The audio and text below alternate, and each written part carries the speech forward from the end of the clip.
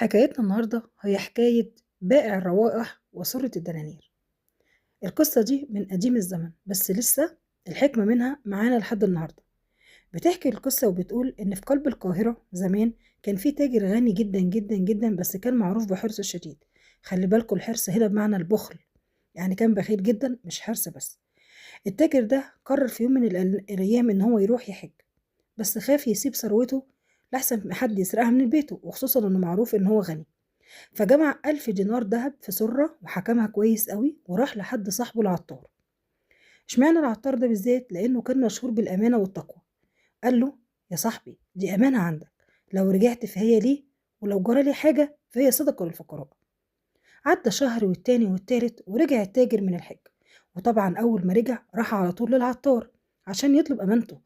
العطار بص كده، والمفاجأة هنا بقى، بص له ببرود وقال له: أمانة إيه؟ أنا معرفكش أصلا، ولو ما مشيتش هسلط عليك غلماني يضربوك. التاجر المسكين الدنيا لفت بيه ومبقاش عارف يعمل ايه. راح للقاضي وراح للوالي، مفيش فايدة.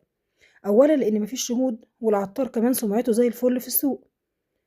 وهو قاعد بيعيط على باب الجامع شافه رجل عجوز. الراجل ده كان بيبيع روائح عطور بسيطة. سأله: قصتك ايه وبتعيط ليه؟ راح التاجر حكاله كل حاجة.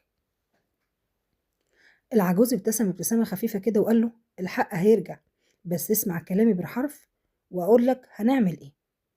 العجوز قال للتاجر: روح اقعد قدام الدكان العطار بكرة، وما تكلموش خالص وما تفتحش معاه أي حوار.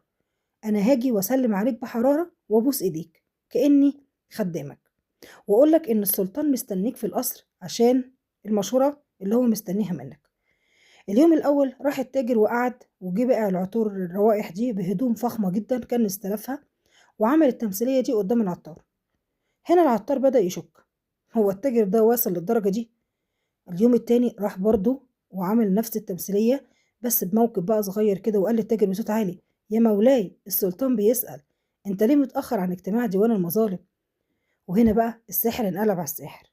العطار أول ما شاف المنظر ده خاف جدا وفكر وقال لنفسه: ده لو التاجر حاجة للسلطان إني كلت ماله رقبتي هتطير فيه.